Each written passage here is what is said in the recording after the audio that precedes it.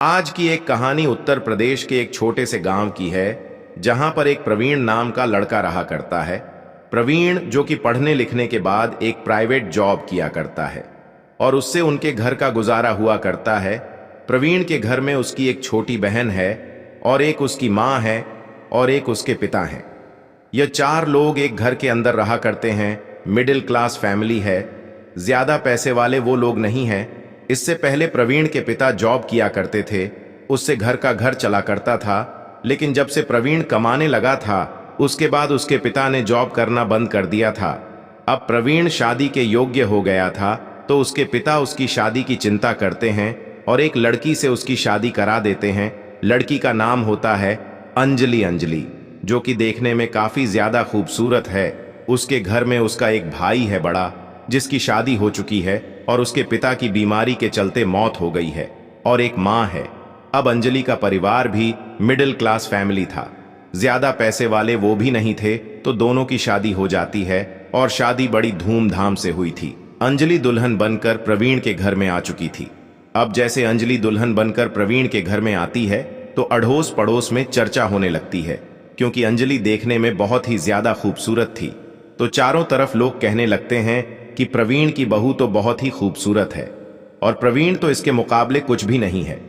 यह बात चलते चलते अंजलि के कानों तक भी पहुंच जाती है, तो उसे इस बात का घमंड हो जाता है। और वैसे भी अंजलि कामचोर थी, वह काम से जी चुराया करती थी। अब धीरे धीरे समय होता है और 15 दिन बाद उस घर को संभालने के लिए अंजलि को कहा जाता है। लेकिन अंजलि जो कि एक कामचोर थी, तो वह बार बार अटकलें लगा दिया करती और काम से बच जाया करती थी। अब इस बात को देखने के बाद प्रवीण के घर वाले सोचते हैं कि नई नई शादी हुई है, अभी एडजस्ट होने में थोड़ा टाइम लगेगा, तो इस वजह से ऐसा कर रही है। कुछ दिनों बाद सब कुछ ठीक हो जाएगा, ऐसा सोचकर वह अंजलि से कुछ भी नहीं कहा करते हैं। इधर जो अंजलि है, वह काम से जी तो चुराया ही करती थी, ऊपर से घर वालों से मुंह जोरी भी किया करती थी। धीरे धीरे कुछ समय बीतता है, घर वाले वेट कर रहे थे कि कभी ना कभी इसको बुद्धि आएगी और उसके बाद यह सही तरह से रहेगी। अब धीरे धीरे करके 6 महीने बीत जाते हैं और 6 महीने बाद भी अंजलि की जो हरकतें थीं, वह और भी ज्यादा बढ़ गई थीं। वह दिन भर अपनी माँ से फोन पर बातें किया करती और उसी का कहा माना करती। और दोस्तों, अक्सर कहा जाता है, जो माँ की सीख को पढ़ती है, उस लड़की को तलाक की डिग्री मिलकर रहती है। ऐसा ही कुछ यहाँ पे हुआ था। 6 महीने बाद अचानक से एक दिन किसी बात को लेकर प्रवीण की और अंजलि की कहासुनी हो जाती है और उस कहासुनी को लेकर प्रवीण अंजलि पर हाथ उठा देता है, क्योंकि वो घर वालों से ना तो अच्छी तरह से बात किया करती थी, ना कुछ काम करती थी। इधर प्रवीण की जो छोटी बहन थी, उससे भी बार बार ताने मारा करती और तरह तरह की बातें उससे किया करती, जबकि वह घर का पूरा काम देखा करती और अंजलि आराम से बैठकर फोन पर अपनी माँ से बात किया करती। तो इन सभी बातों को देखकर जो प्रवीण है, वह अंजलि पर हाथ उठा देता है और यह बात अंजलि अपनी माँ को फोन पर बता देती है। अब जैसे ही उसकी माँ यह बात सुनती है, तो वो एकदम से कहती है कि अंजलि, तू ऐसा कर, तू यहाँ पर आ, हमने तेरी शादी की है, हमने तुझे बेचा नहीं है और तुझ पर यह हाथ क्यों उठा सकता है। ऐसा कहकर उसकी माँ अंजलि को अपने पास बुला लेती है। अंजलि लौटकर अपने मायके चली गई थी। इधर इस बात को देखकर प्रवीण बहुत ज्यादा परेशान होता है और प्रवीण के घर वाले भी परेशान होते हैं। लेकिन तभी प्रवीण सोचता है कि चलो ठीक है, रूठ कर गई है, थोड़े दिन में गुस्सा शांत हो जाएगा और उसके बाद दोबारा से फिर आ जाएगी। लेकिन अंजलि दोबारा से आने का नाम नहीं लेती है, वो वहीं पर जमकर बैठ गई थी। अब इस बात को देखने के बाद प्रवीण के घर वाले प्रवीण से कहते हैं कि बेटा, ऐसा कर, जाकर बहू को ले आ, ऐसी नोक झोंक हर घर में हो जाया करती हैं। अब इसके बाद प्रवीण अंजलि को लेने के लिए उसके मायके जाता है और वहां पर जाकर कहने लगता है कि अंजलि, चलो ठीक है, जो कुछ हुआ मैं उसके लिए माफी मांगता हूं, अब तुम घर चलो, बहुत दिन हो गए हैं तुम्हें रूठ कर बैठे हुए। लेकिन वहां पर अंजलि और अंजलि की माँ प्रवीण को ही सुनाने लगते हैं। इसके बाद भी प्रवीण उनसे कहता है कि चलो माँ जी, कोई बात नहीं, जो हुआ मेरी गलती है और आगे से ऐसा कुछ नहीं होगा। अब आप ऐसा करो, अंजलि को मेरे साथ भेज दो। घर वालों ने कहा है कि बहू को लेकर आना, अगर मैं ऐसे ही चला गया तो उन्हें बहुत बुरा लगेगा। लेकिन जो अंजलि की माँ थी वो उसे साफ मना कर देती है और कहती है कि अब हम तुम कोर्ट में मिलेंगे और मैं अपनी बेटी का तुमसे तलाक दिलाकर रहूंगी। ऐसा कहकर वह प्रवीण को वहां से वापस भेज देते हैं। अब आने के बाद प्रवीण जैसे इस बात को अपने माता पिता को बताता है तो वह बहुत ही ज्यादा परेशान होते हैं। उसके पिता कुछ लोगों को लेकर अंजलि के मायके में जाते हैं और वहां पर जाकर कहने लगते हैं कि कोई बात नहीं, ऐसा हो जाता है, किसके घर में लड़ाई नहीं होती। इसका मतलब यह नहीं है कि आप इस तरह से अंजलि को यहाँ पर बिठा के रखोगे। हो जाती है नोक झोंक, आप इसको हमारे साथ भेजिए और बच्चों का घर बसने दीजिए। लेकिन अंजलि की माँ उनसे भी साफ साफ मना कर देती है और कहती है कि मैं तो अपनी बेटी का तलाक करा के रहूंगी, मुझे दोबारा से उस घर के अंदर नहीं भेजना। ऐसा कहकर वो उनसे मना कर देती है। प्रवीण के पिता भी दोबारा से वापस आ गए थे। उसके बाद अंजलि की माँ कोर्ट में तलाक का केस दर्ज करा देती है। कोर्ट में केस चलता है और कुछ दिनों बाद अंजलि और प्रवीण का तलाक हो जाता है और तलाक के एवज में प्रवीण को 5 लाख अंजलि को देने थे और जो भी दहेज का सामान था वो भी वापस करना था। अब इस बात को जैसे ही प्रवीण का पूरा परिवार सुनता है तो वह बड़ा ही हैरान हो जाता है, बड़ा ही परेशान हो जाता है, क्योंकि प्रवीण कभी भी अंजलि को तलाक देना ही नहीं चाहता था। वह चाहता था कि हम दोनों का घर बसे और हमारी जिंदगी इसी तरह से बीते, लेकिन अंजलि की मां ने जबरदस्ती उसे तलाक दिलाया था। इधर जो अंजलि थी वह भी अपनी मां की बातों में आ गई थी। अब इसके बाद इतनी बड़ी रकम को देखकर पूरा परिवार मायूस हो जाता है और इधर उधर से कर्ज लेकर उस रकम को चुका दिया जाता है। अब अंजलि अपने घर है और फिर भी ना अपने घर है। अब जो अंजलि को 5 लाख मिले थे उनको उसके भैया भाभी लगभग 6 महीने में ही खाकर खत्म कर देते हैं।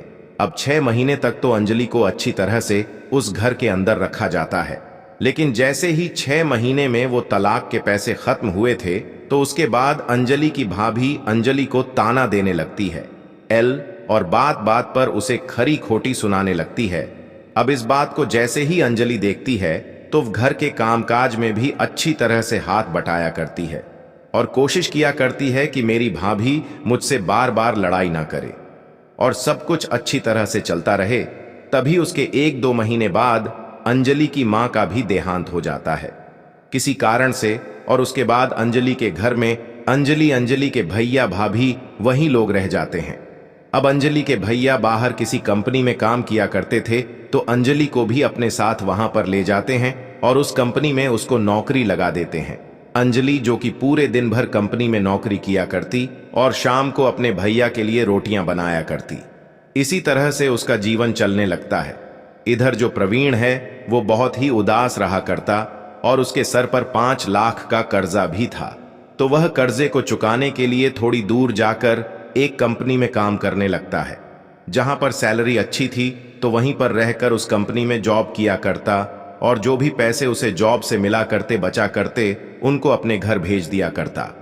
ऐसे करके धीरे धीरे 2 साल बीत जाते हैं और 2 साल में उसका जितना भी कर्जा उसने लिया था अंजलि को देने के लिए वह सारा निपट गया था। अब इसके बाद दिवाली आ गई थी और दिवाली पर वह अपने घर आने के लिए ट्रेन में बैठता है। ट्रेन में बैठने के बाद ट्रेन चल देती है। ट्रेन उसके स्टेशन पर आकर रुक जाती है।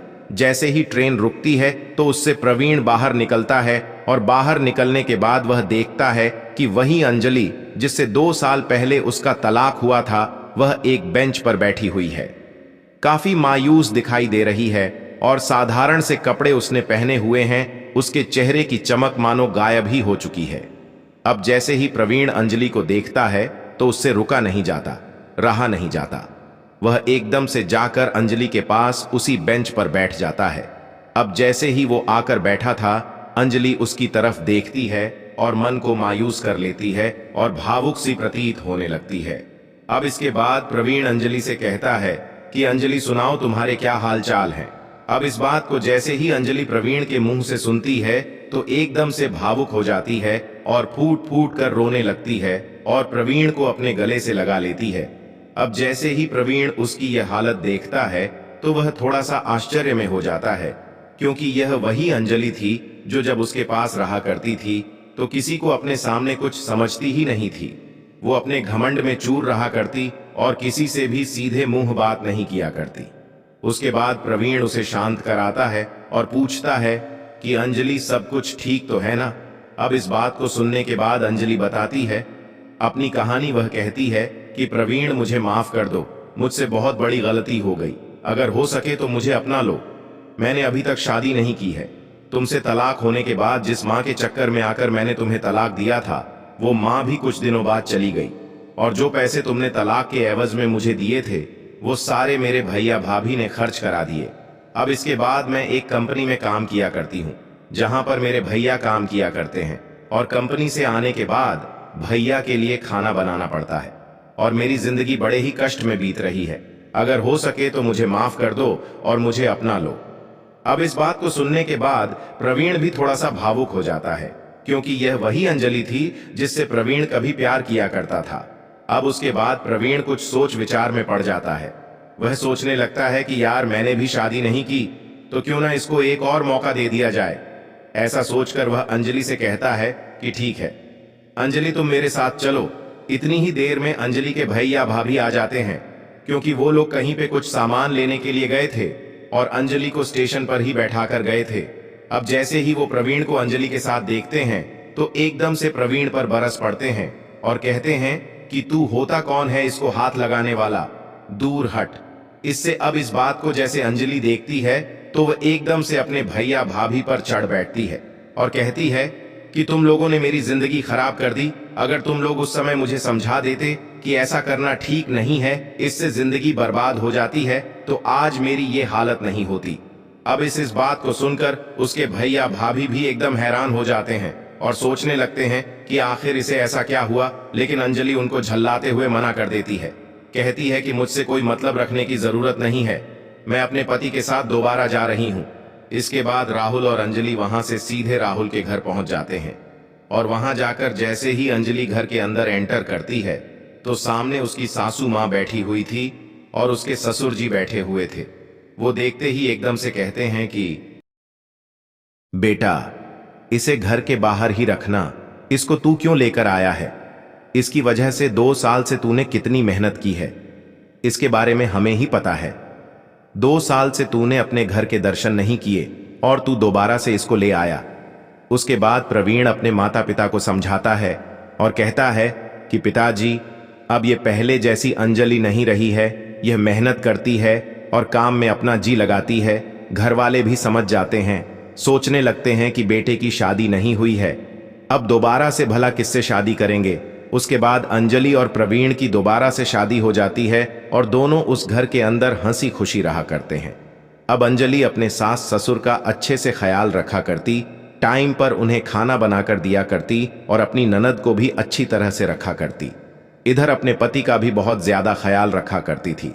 तो दोस्तों, ये थी कहानी प्रवीण और अंजलि की, जिनका तलाक हुआ अंजलि के घमंड के कारण और प्रवीण कभी तलाक देना चाहता ही नहीं था। आपको कहानी जैसी भी लगी हो कमेंट सेक्शन में बता देना। वीडियो अच्छी लगी तो वीडियो को लाइक और चैनल को सब्सक्राइब जरूर करें। बाकी इन कहानियों को सुनाने का उद्देश्य किसी को परेशान करना बिल्कुल भी नहीं है। यह कहानी आपको इसलिए सुनाई जाती है ताकि आप लोग इन कहानियों में से कुछ सीख ले सको और अपने जीवन को और भी ज्यादा बेहतर बना सको। मिलते हैं किसी नेक्स्ट वीडियो में नए टॉपिक के साथ। तब तक के लिए जय हिंद, जय भारत, जय हिंदुस्तान।